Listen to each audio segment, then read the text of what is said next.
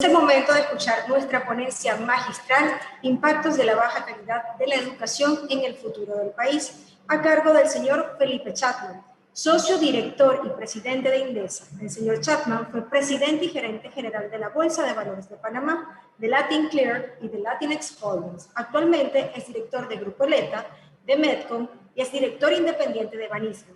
También vicepresidente de la Fundación Psoriasis de Panamá. Adelante, señor Chapman. El espacio es suyo. Gracias. Muy buenos días a todos. Voy a compartir pantalla con ustedes un momentito.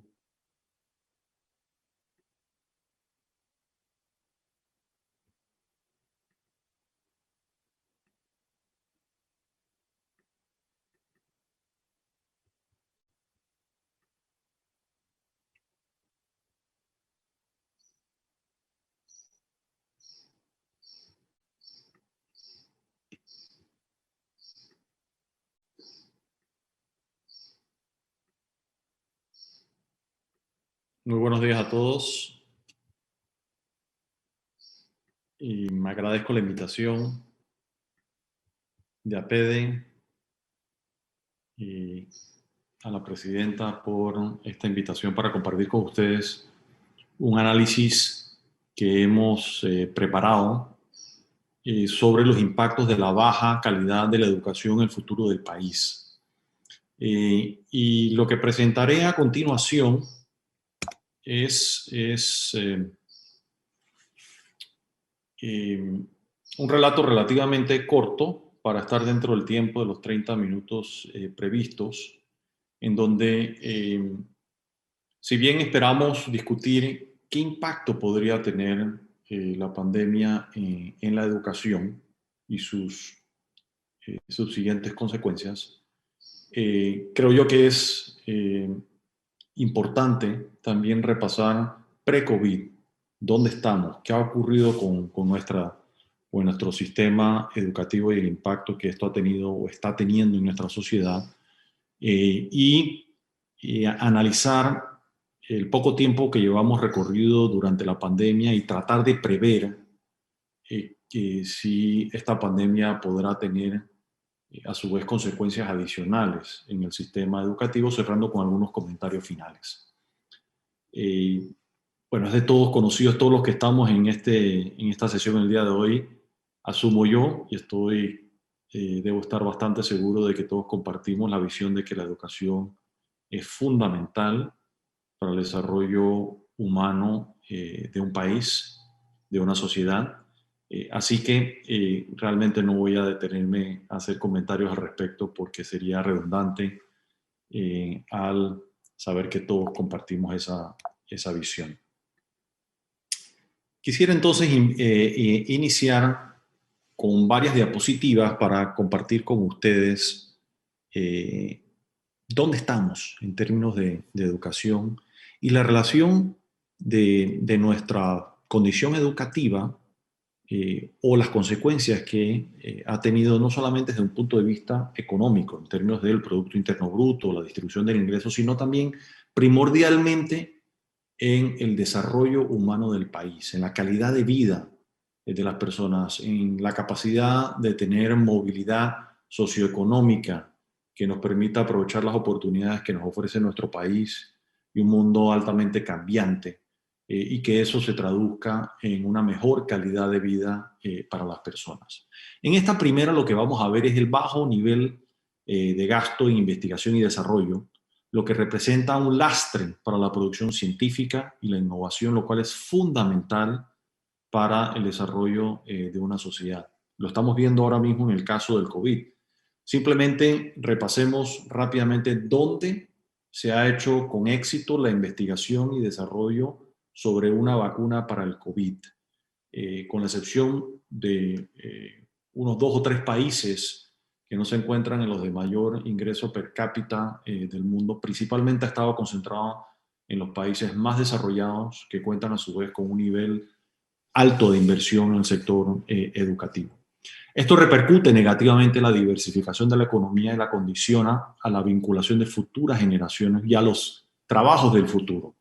Y hay muchos, hablando de trabajos del futuro, muchos futurólogos que están y coinciden en eso, y probablemente ustedes también han leído o escuchado videos o charlas de algunos de estos futurólogos anticipando cambios de carácter permanente que nos va a dejar la pandemia, como la educación remota, la comunicación remota como la que estamos teniendo hoy en día, la digitalización, la profundización de la tecnología, el cambio. Esto puede ser un cambio más que una revolución industrial, una revolución en el ser humano.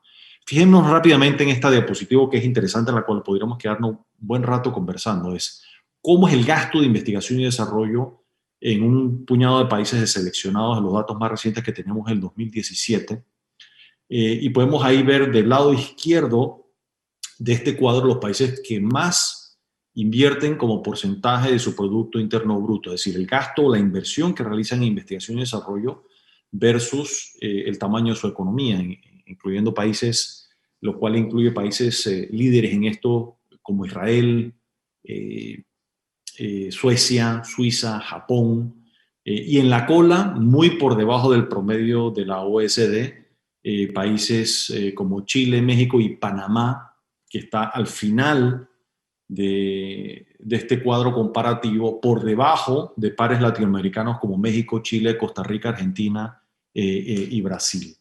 Inclusive países con, y a veces se nos olvida, sí, hablamos de que China es la segunda economía del mundo, pero en términos de Producto Interno Bruto per cápita es sustancialmente más pequeño que Panamá, por dar un ejemplo. En Panamá tenemos un ingreso, no un ingreso, una producción por habitante ajustado por paridad adquisitiva por encima de los 20,000 dólares por persona, bueno, con datos del año 2019, con una economía que produjo unos 67,000 millones de dólares, que lamentablemente en el año 2020 va a estar por debajo de los 60,000 y nos va a tomar varios años regresar a ese punto de partida del año 2019. En el caso de China es casi una tercera parte de eso.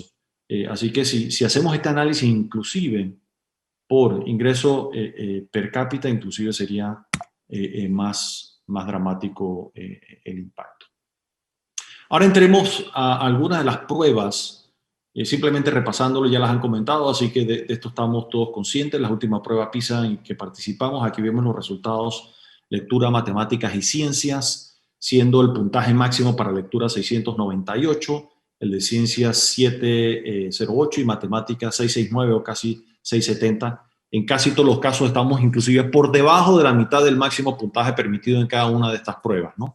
Lo cual en algunos casos mejoramos ligeramente, bueno, en un caso en particular mejoramos ligeramente la lectura, pero obtuvimos un puntaje peor en matemáticas y ciencias 9 años después de la primera prueba que tuvimos, que después la suspendimos por las razones que todos conocemos y que ya se ha debatido.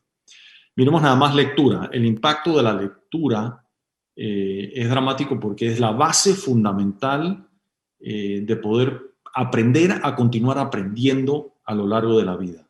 Más me llamó la atención la entrevista que hacen en el local de la prensa el domingo pasado sobre el impacto de la pandemia, y se hace entrevistas a dos personas de ingresos bajos o medios bajos, si se quiere, y muchas de las respuestas que vimos realmente no tanto sorprendentes, pero nos confirma ver en la práctica el resultado de nuestro pobre sistema educativo, donde descansamos, donde no sabemos procesar la información, donde no tenemos capacidad de entender, de aprender, y descansamos simplemente en mitos o en información que no es real. Nuestro país se encuentra rezagado con respecto a otros que poseen condiciones macroeconómicas similares a las de Panamá. Y aquí hacemos un análisis comparativo de Costa Rica, Chile, Panamá y Uruguay, que son, en el caso de Chile, Uruguay y Panamá, los tres países de más alto ingreso per cápita ajustado por paridad de poder adquisitivo hasta el año 2019, ya hago énfasis en eso. Vamos a tener que hacer un análisis posterior al 2020 en el cual Panamá va a perder sin lugar a duda varios puestos en esa escala, y ya no va a ser el líder en términos de ingreso per cápita ajustado por paridad de poder adquisitivo, porque la contracción económica del 2020 va a ser la mayor en América Latina, exceptuando el caso de Venezuela. ¿Cuál es el gasto de educación como porcentaje de lo que producimos en un año en nuestra economía? Costa Rica 6,5%, Chile 4%, Uruguay 4,4%, Panamá 3,2%. Todos estos casos, con la excepción de Costa Rica, por debajo del estándar internacional de la OCDE, de ligeramente por encima del 5%. Ahora, en cualquier forma, no se trata solo de gastar, sino, por supuesto, que tener mayores gastos de inversión son importantes, pero a su vez, ¿quién gasta mejor y produce resultados? Y esto lo vemos en el caso de estos distintos países, los resultados en las pruebas de PISA en lectura, ciencias y matemáticas. Y me refería al caso de la calidad del gasto o de la inversión. Por ejemplo, en lectura, vemos el caso de Chile y Uruguay, que tienen una inversión inferior a Costa Rica, pero tienen mayores puntajes en todas las pruebas. O sea que no solamente estamos hablando de cantidad, sino de calidad. Y en todos casos, por debajo del estándar internacional de la OCDE, inclusive el de Costa Rica es superior, pero no obtiene puntajes más altos, lo cual es bien interesante. En la parte inferior están las posiciones de cada uno de los casos. Y el promedio de América Latina está por debajo del promedio de la OCDE. En el contexto regional, Panamá ocupó la penúltima posición, ligeramente por encima de República Dominicana. Es decir, obviamente es una posición para nada honrosa. Esto simplemente es importante repasarlo. Ahora miremos puntualmente algunos de los resultados específicos. En el caso de las competencias de estudiantes en lectura según nivel, en el año 2018, el 64% de los estudiantes panameños concluyó la prueba, tiene un nivel de lectura menor al recomendado por la OCDE para resolver problemas cotidianos, sencillos, en nuestra vida. Es decir, el impacto que esto tiene en la calidad de vida. El mayor porcentaje de estudiantes se encuentra en el nivel 1, es decir, en el primer nivel, en el más bajo, el 31,5%. Lo cual evidentemente está teniendo un impacto en la calidad de vida, más allá del impacto que eso tiene en nuestra competitividad, en nuestra capacidad de sostener crecimiento económico y aumento de productividad a largo plazo. Ahora veamos subescalas de lectura. El país alcanza un nivel básico de competencias. Está el rezago frente al promedio de América Latina es evidente. No es ni compararnos con los países que obtienen mejor puntaje, sino inclusive nada más viendo los de nuestro vecindario. Y aquí vemos tres categorías. Está el porcentaje de estudiantes en cada nivel de la subescala de localizador de información, porcentaje de estudiantes en cada nivel de la subescala de comprensión de lectura, en el cual, fíjense claramente, el puntaje tan malo que sacamos de 65%, donde no se comprende lo que se lee. Y el otro caso, que es el porcentaje de estudiantes en cada nivel de subescala de evaluación y reflexión. Es decir, leemos y no entendemos, no sabemos localizar información y realmente podemos reflexionar pobremente sobre lo que estamos leyendo. Ahora veamos el impacto que está teniendo la educación, de acuerdo a las mediciones de PISA, en la calidad de vida de la población. La desigualdad incide indirectamente en los resultados obtenidos en las pruebas PISA. En Panamá, por dar un ejemplo, los estudiantes menos favorecidos obtuvieron en promedio 95 puntos menos que los estudiantes más favorecidos. Ahora bien, no obstante, los estudiantes más favorecidos de Panamá tuvieron una calificación inferior a la del promedio regional y a la OCDE dentro de su estatus socioeconómico. O sea que no solamente estamos hablando de un sistema educativo público pobre, deficiente, sino inclusive dentro de la educación privada tenemos grandes rasgos donde tenemos un puñado de escuelas, u organismos o institutos privados de excelencia, si se quiere, pero también tenemos muchísimo con resultados igual de malos o cuidados que peores que en el sector público.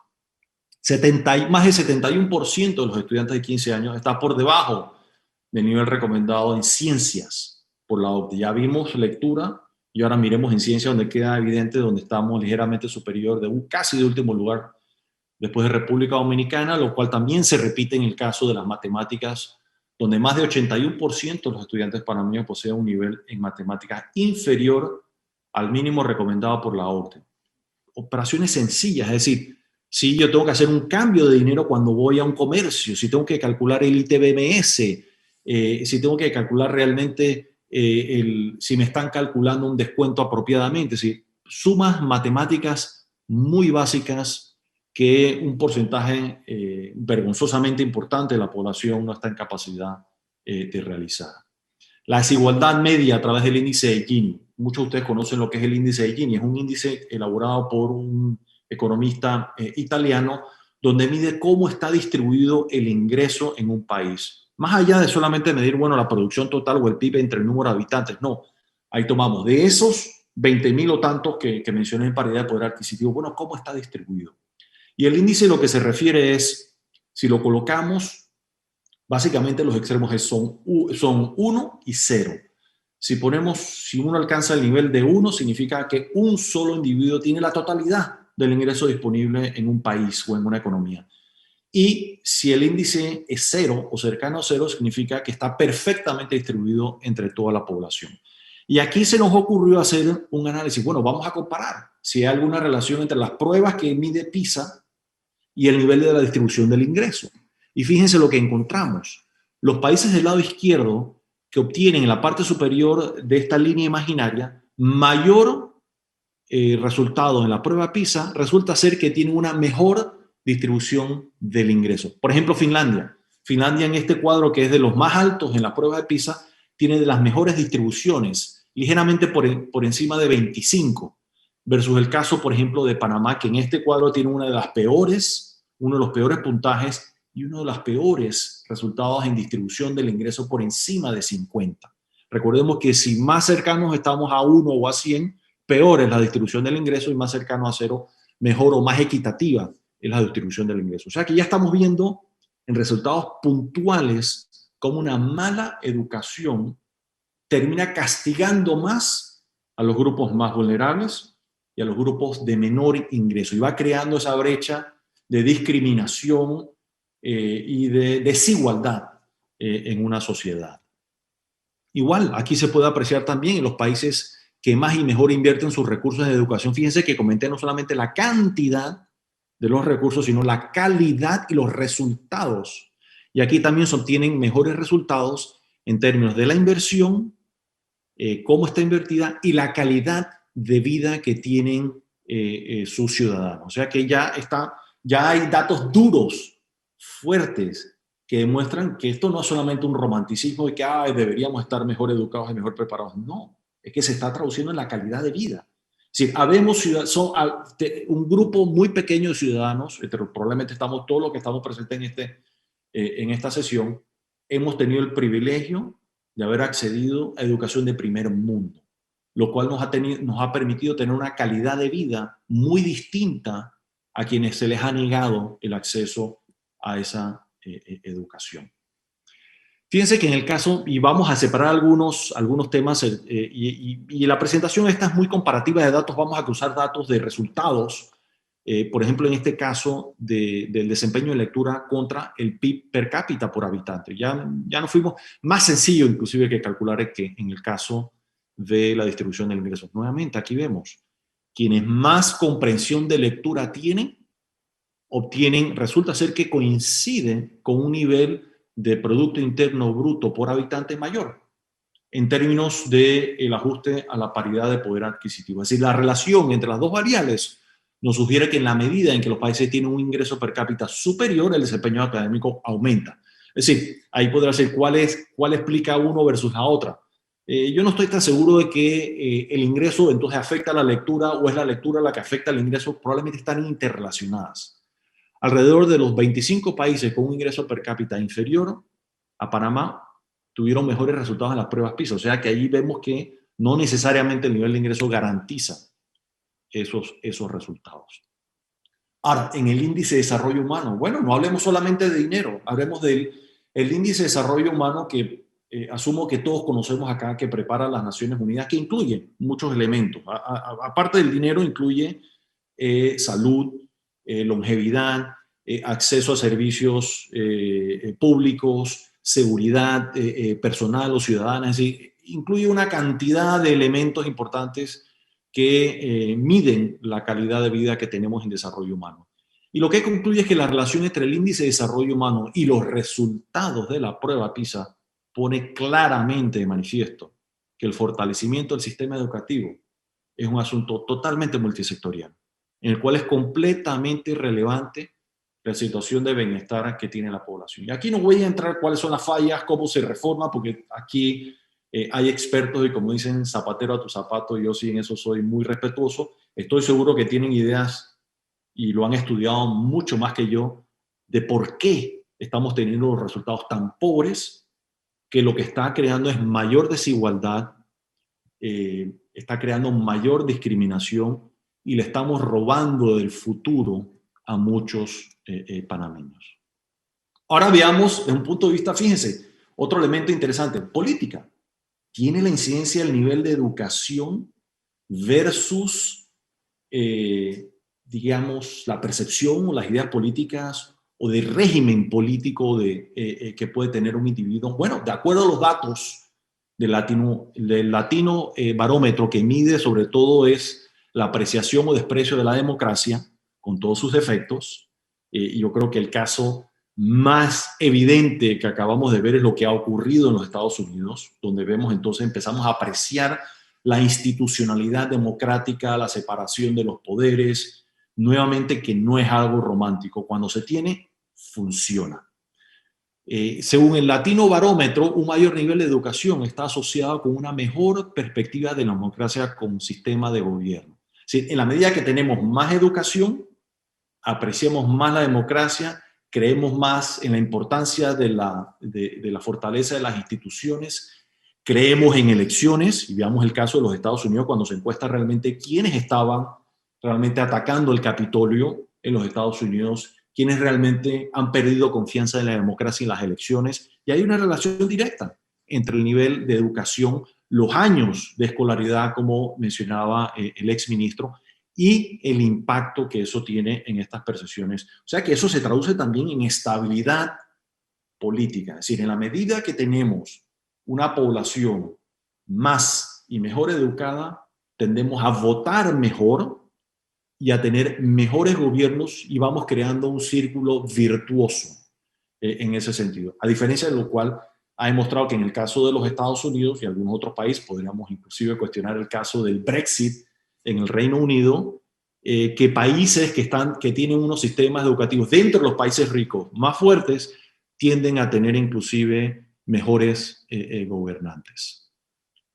El nivel de corrupción, es decir, hay una relación entre corrupción y educación. Bueno, aquí hay datos interesantes. El nivel de corrupción de la sociedad sí tiene una relación inversa con el nivel educativo. Y aquí podemos ver la relación entre el índice de percepción de la corrupción y los resultados obtenidos por la prueba PISA en el 2018. Aquí vemos el índice de corrupción en el eje horizontal y en el eje vertical el puntaje promedio en lectura de PISA. Es decir, mientras... Y aquí el resultado es a la inversa.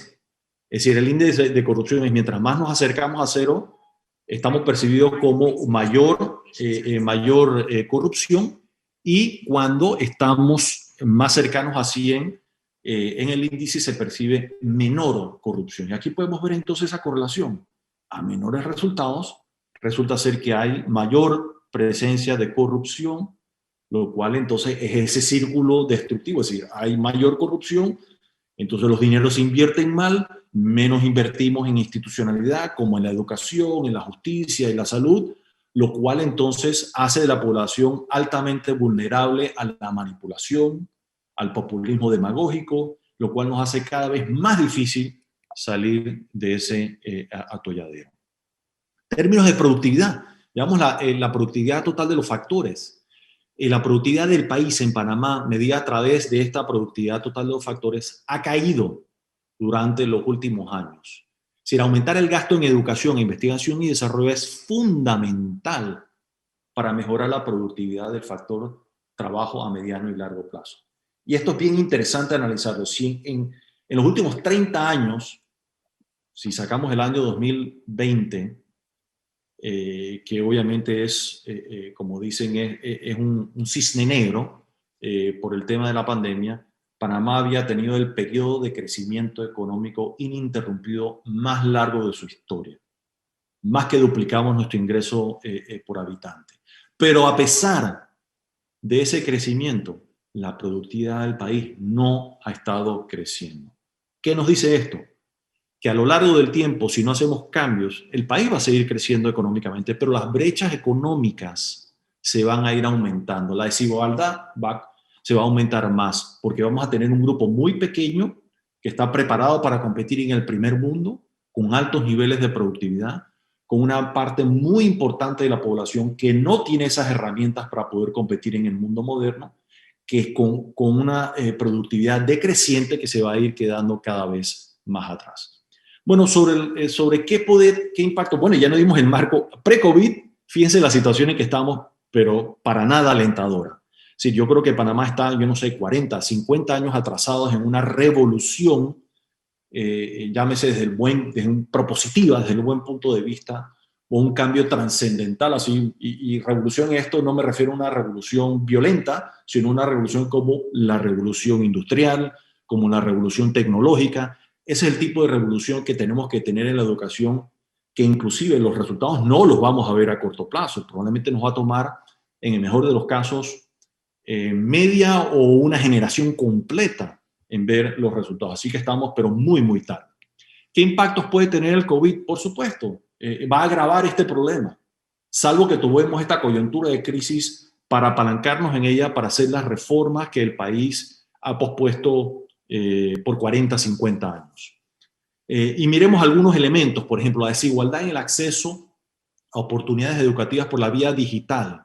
Esto aumenta las brechas preexistentes en materia de acceso a la información y el conocimiento, lo que más allá del proceso de aprendizaje que se está tratando de impulsar a través de la educación a distancia, dificulta la socialización y la inclusión en general. Y aquí podemos ver elementos, por ejemplo, el acceso a computadoras personales, a computadora portátil, a tablets para distintos países, y lo vemos en función del nivel de ingreso.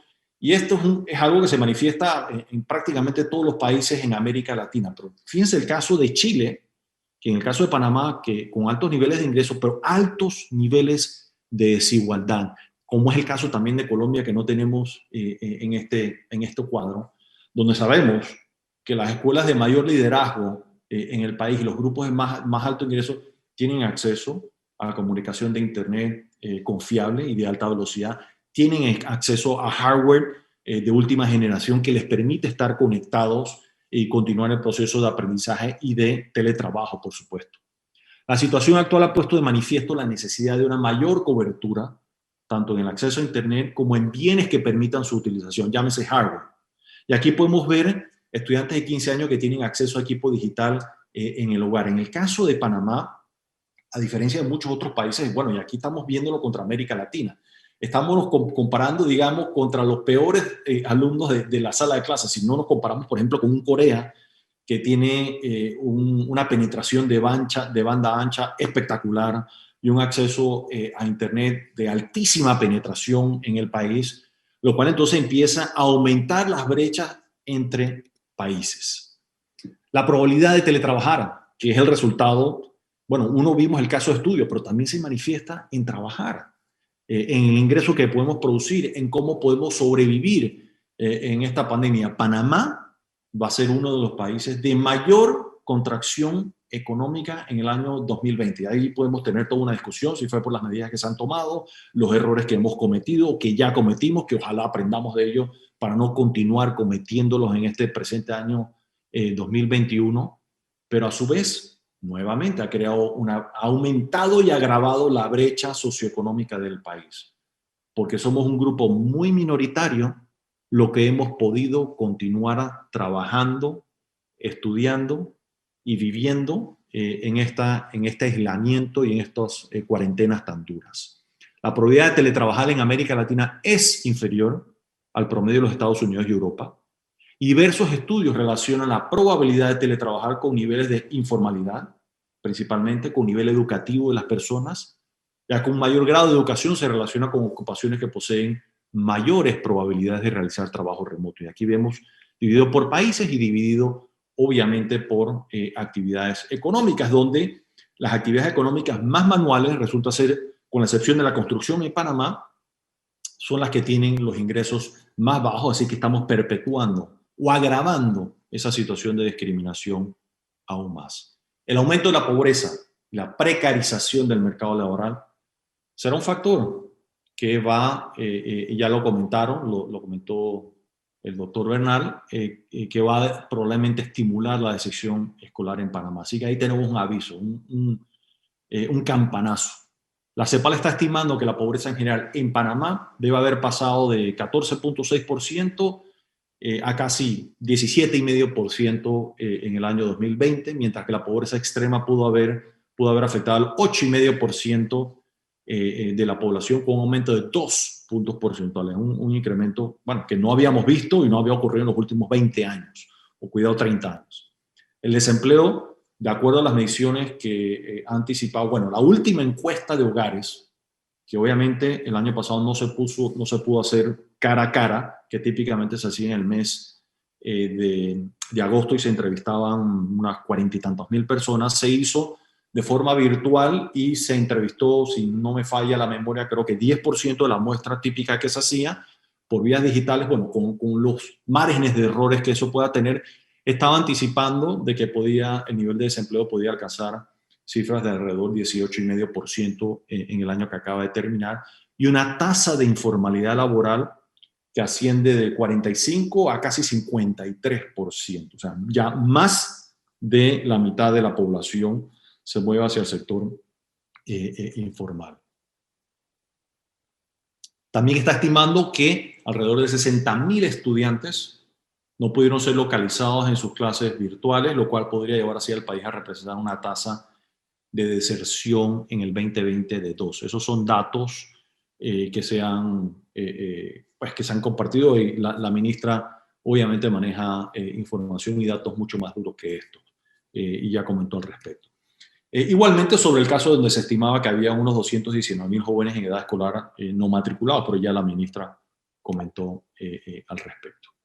Ya para terminar, algunos comentarios finales. La idea de esta presentación era poner en contexto la relación directa, fuerte y de materialidad que tiene la educación en la calidad de vida de las personas y de los hogares, en el aumento de la productividad, en la capacidad de poder continuar creciendo económicamente, de ser competitivos en un mundo que se está moviendo a una velocidad fenomenalmente rápido. Y si realmente no, y ojalá sea un aldabonazo para decir sí, y hago énfasis en eso, no es un tema romántico.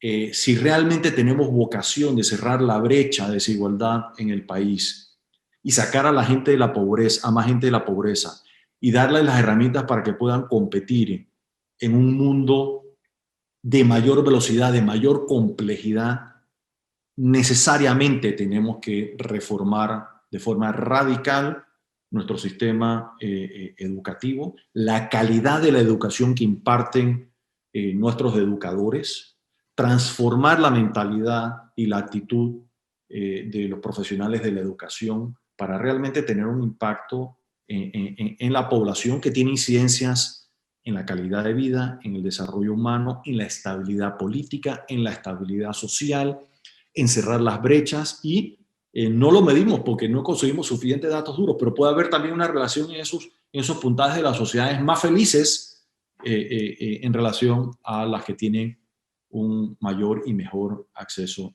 a la educación. Me he pasado unos 4 minutos, me disculpo por el tiempo adicional robado, pero espero haber probado la hipótesis de la relación que tiene la educación con la calidad de vida. Muchas gracias.